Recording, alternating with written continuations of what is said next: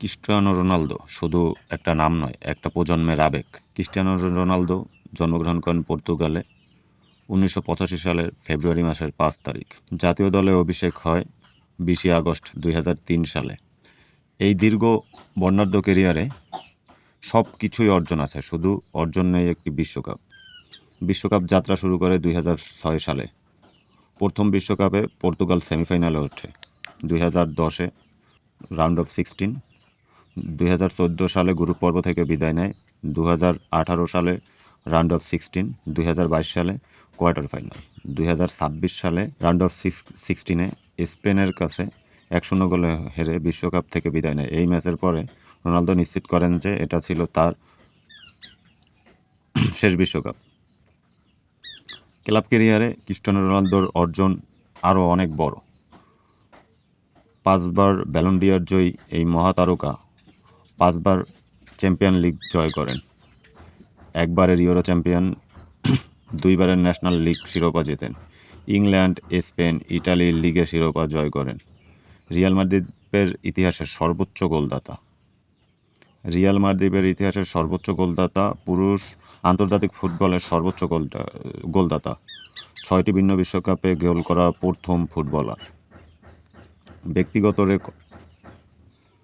ব্যক্তিগত রেকর্ডেও Cristiano Ronaldo অনেক সমৃদ্ধ একজন ফুটবলার। ৯০০-র বেশি অফিসিয়াল ক্যারিয়ার গোল, আন্তর্জাতিক ফুটবলের সর্বাধিক গোল, আন্তর্জাতিক ম্যাচ সর্বাধিক উপস্থিতির রেকর্ড করা একজন ফুটবলার। তারপরও তাকে নিয়ে টোলের কোনো কমতি নাই।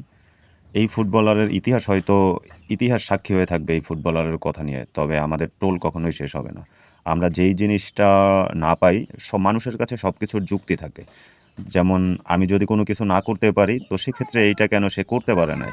আসলে কিছু মানুষ হয় যে সবসময় তাদের নিয়ে বিতর্ক করে, তারা জীবনেও এই জায়গায় পৌঁছাইতে পারবে না, যাই নাও যারা পৌঁছাই গেছে তাদের নিয়েই বিতর্ক করে। আমাদের সমাজের মূল একটা সমস্যা হচ্ছে, কেউ যদি উপরে উঠতে চায় তাকে উপরে উঠতে সাহায্য না করে, বরঞ্চ তার পা ধরে নিচে নামানোর টেন্ডেন্সি। হয়তো বা রোনালদোকে নিয়ে যারা টোল করে তারা কোনো যারা রোনালদোকে নিয়ে টোল করে তারা কখনোই রোনালদোর আশেপাশে যাওয়ারও যোগ্যতা রাখে না, তারপরও রোনালদোকে নিয়ে টোল হয়। তবে একজন কিংবদন্তিকে নিয়ে এরকম টোল করা কখনোই উচিত হয়নি। ক্রিস্টিয়ানো রোনালদো যখন আন্তর্জাতিক ফুটবলে পথ চলা শুরু হয়, লামিন ইয়ামাল তখন জন্মই হয়নি। তবে সেই লামিন ইয়ামালের স্পেনের কাছেই ১-০ গোলে হেরে আন্তর্জাতিক ফুটবল থেকে বিদায় নেয় ক্রিস্টিয়ানো রোনালদো। এর মানে এই নয় যে লামিন ইয়ামাল ক্রিস্টিয়ানো রোনালদোর থেকে ভালো ফুটবলার, ইভেন লামিন ইয়ামাল খারাপ ফুটবলার। কিন্তু বিষয়টা এমন নয় যে রোনালদো বিদায়টা ওয়ার্ল্ড কাপ নিয়েও হইতে পারত। হয়তো সবার জীবনে সব পূর্ণতা থাকে না। রোনালদোর জীবনের সকল অর্জনের মাঝে একটাই অর্জন তার নাই, সেইটা হচ্ছে ওয়ার্ল্ড কাপ। সেইটা দিয়ে একজন ফুটবলারের বিচার করা যায় না, এইটা আমার মতামত। রোনালদো ফুটবল ইতিহাসের এমন এক ফুটবলার, ক্লাব এবং ব্যক্তিগত অর্জনে এমন কিছু বাকি নাই সেটা সে না পাইছে। তার জীবনের একটাই অপূর্ণতা, সে ফিফা ওয়ার্ল্ড কাপ কখনো হাতে তুলে দেখতে পায়নি। এই দিয়ে একজন কিংবদন্তির বিচার করা যায় না। সে যে ফুটবলের কিংবদন্তি হয়তোবা আমরা এখন বা কিছু পরে বুঝবো। এখন আর আমরা হয়তোবা এই দ্বৈরথ দেখতে পারবো না মেসি, রোনালদো। একটা সময় পরে সবাই অবসরে যাবে, হয়তো সবারই চলে যেতে হবে। এইটার একজন আসবে, ইয়ং স্টার আসবে, তারা ফুটবলকে রিপ্রেজেন্ট করবে, কিন্তু যারা সিনিয়র আছে তাদের সম্মান সবসময়ই থাকবে। কিন্তু আমাদের মাঝে কিছু বা শিক্ষিত বললে ভুল হবে, এইটাকে বলে অর্ধশিক্ষিত বা সুশিক্ষিত না, তাদের কাছে রোনালদোরে নিয়ে টোল করার অনেক কারণ থাকবে, তার বয়স নিয়ে টোল করার মতো অনেক কারণ থাকবে। এই বয়সে যে কম্পিটিশনমূলক ফুটবলে সে খেলতেছে, এইটা নিয়ে কোনো সুফল বা সুনাম থাকবে না। তারাই আসলে রোনালদোর সব থেকে বড় হেটার। এরা আসলে মূলত রোনালদোর হেটার না, এরা নিজেদের হেটার। এইটাই এরা কখনো বুঝে না। সবশেষে একটা কথা, ক্রিস্টিয়ানো রোনালদো ফুটবল ইতিহাসের সর্বকালের অন্যতম সেরা খেলোয়াড় হিসেবে বিবেচিত থাকবে।